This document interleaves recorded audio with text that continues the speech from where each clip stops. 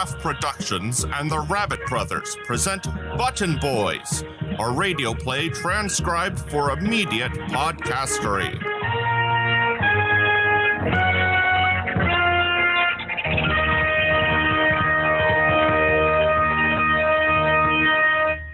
Episode 6, With a Push and a Shovel. Our setting is the Button Room inside the defense silo LF-862, located in the town of Classified, Colorado. LF-862 is an underground nuclear launch facility in which are stored a collection of intercontinental ballistic missiles. The room we are in contains the launch controls for said missiles. It is a Tuesday, 9:19 a.m. and 7 seconds. Their crime spree was brief, yet chilling. Between the months of February and October 1828, William Burke and William Hare are believed to have killed at least 16 people and 1 horse, all in the name of good business. Oh, hey, Dragonfly. Agent Dragonfly. Sorry. I'll get over it. I usually do. If you say so. What's that you're reading? This, it's just a book I got from the staff library in Quadrant 17B. It's interesting. A concise history of body snatching? Yeah, just doing a little research. And man, let me tell you, there are some strange books down there. Do you know they have one in there about 70 different ways to kill a man with a bamboo coffee stirrer? But why? I don't know. I guess maybe you're just standing at Starbucks and somebody really pisses you off. Like, maybe they really screwed up your double mocha HafCaf Latticino with 2.5 sprinkles of... No, I mean, why are you doing research on grave robbing? No, not grave robbing. Body snatching. Whatever, same thing. Why are you doing this Actually, it's not...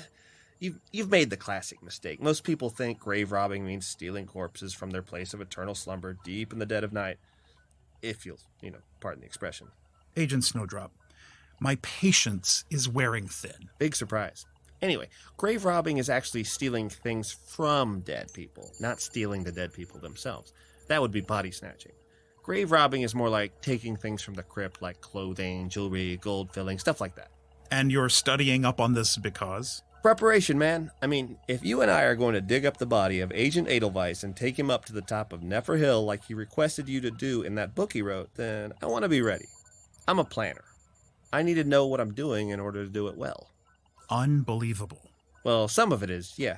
For instance, right now I'm reading about these 2 guys, Burke and Hare, and it seems that during the early 1800s in England, they were making a decent living stealing bodies to sell to doctors and medical professors for practice and educational purposes.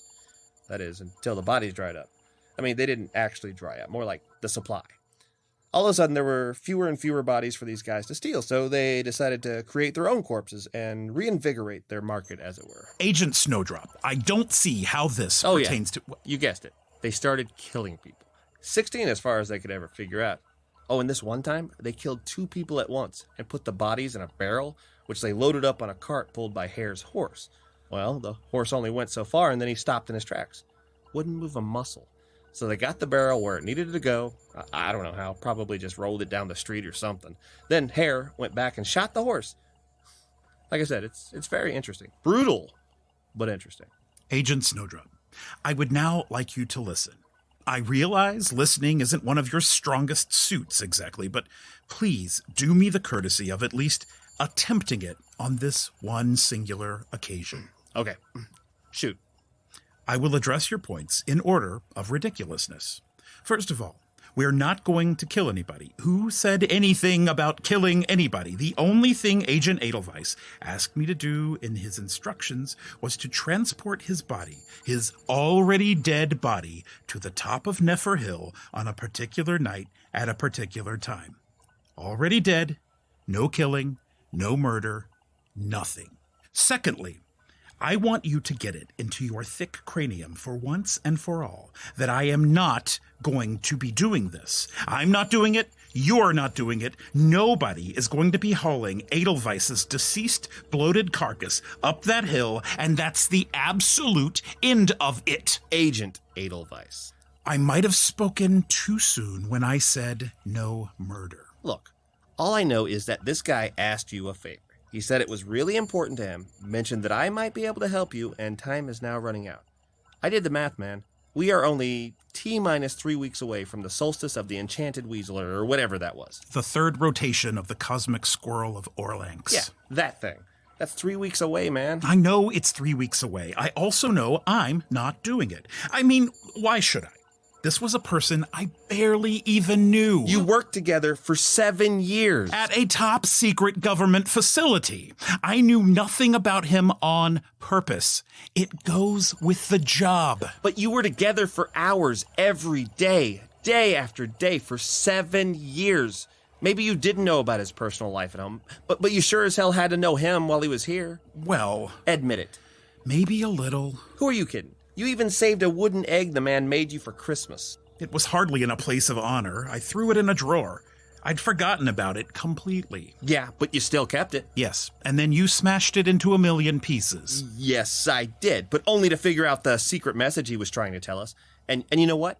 I bet you still have those million pieces safely stored away in your desk. I do not. I bet you do. Don't be ridiculous. Okay, fine, you don't. So let me look in that drawer. No. Why not? You got nothing to hide, right? Stop it! No, get out of the way. No, you move! Nothing to hide, huh? Okay, fine. So maybe I did save them. Agent Snowdrop, what, if any, is your point? My point, sir, is this. Agent Edelweiss was your friend, and friends do little things for each other. Little things like lending them money, or giving them a ride into town, or digging up their corpses and carrying them on top of a hill in a public park in the dead of night to rendezvous with aliens. It's just the kind of things friends do. Are you finished? You know me, probably not. Look, what you say is true to a point. I did like Agent Edelweiss, as much as I knew him anyway. He seemed like a nice guy, and he was a hell of an agent. See? Now was that so hard? And yes, he was the kind of man I would probably do a favor for. Maybe. But this is asking a lot. Maybe not. Agent Snowdrop, Yes? your optimism is refreshing. Thank you. Now cut it out. Look, if I was to do this, and I'm not saying I am, but hypothetically, if I was thinking about it, how would you think would be the best way to go about it? I mean, based on your current research. To be honest, I'm still trying to figure that out. When it comes to body snatching, I haven't found much in the way of how-to instructions so far. Most of what I've located is more along the lines of the anecdotal and the historical, and that's really kind of surprising to me. I mean, they have books on just about everything down there. Did you know they have a whole section on how to identify foreign spies using nothing more than the arch of their eyebrows? I mean, one book I could see, maybe two, but there's like a whole half a shelf on that. So now I'm just trying to do my best to learn from history, as it were. No, I like that. The historical method is wise. Why, Agent Dragonfly, I think that's the nicest thing you have ever said to me. Don't get used to it. This could be the beginning of a beautiful friendship. Getting back to your research, whatever became of these two, what were their names? Burke and something? Burke and Hare. Well, Burke came to a rather grim end, I'm afraid. He was found guilty of murder and was hanged. Afterward, his body was publicly dissected for medical research. Ironic, I suppose. Some may say ironic, some might say poetic justice. I don't peg you for a poetry fan. Anyway, his skeleton now hangs at the Edinburgh Medical School. What about Hare? That's what I was just finishing up when you came in. Apparently, though it was suspected that Hare was an accomplice in moving the corpses and selling them, he wasn't found guilty of any actual murder, so he was eventually released. He was smuggled away to the English border and banished. No one really knows what happened to him after that. And you still think we should do this? Yeah, sure I do. After everything you've read? Apples and oranges, dude. Apples and oranges. So yes, I do think we should do this. In the first place, this is just the kind of badass cloak and dagger stuff I thought I'd do when I got a job in a top secret agency. And secondly, this is completely different. We aren't murdering anybody. Agent Edelweiss has already kicked off, croaked, shuffled off his mortal coil. Everybody knows that, so nobody is going to come after us for murder. This is important. Everybody knows that Agent Edelweiss died a perfectly normal death from a perfectly normal... Wait a minute, how did he die anyway? I'm not sure. Around here, we learn not to ask questions. Well, some of us do. So, we are in the clear. All we have to do is dig up his body and get it to the top of Nefer Hill in 2 weeks. Easy peasy. I've got a shovel in my trunk. Oh, goody. That's the part of this whole caper that bothered me the most. Supplies. Don't worry about it, man. We're in this together. I've got you. I have to say, I'm torn. I admit I did admire Agent Edelweiss. Very much, actually. It shows. And honestly, I have no clue why I'm telling you any of this. Oh, I do. I just have one of those faces. People instinctually trust me and tell me things. Take a number. Only kidding. You were saying? Well, I never had any children, but Go on. I suppose I always thought that Agent Edelweiss was someone I would like my own son to be like. That is, if I had a son. I get it. Daddy issues. It's silly. It's not. It's beautiful. I feel like I'm really getting to know you today, and I only sort of feel like I need to take a shower, so that's something, right? He was a good man. Damn right he was. He deserved better. Damn right he did. Shakespeare said, "There's nothing either good or bad, but thinking makes it so." Meaning? I'll do it.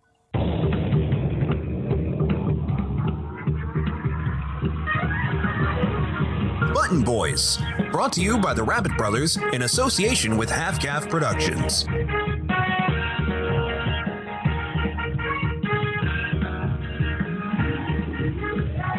Starring Jacques Belliveau, Jason Roland, Dustin Stewart, Lee Roberts, and Micah Cottingham.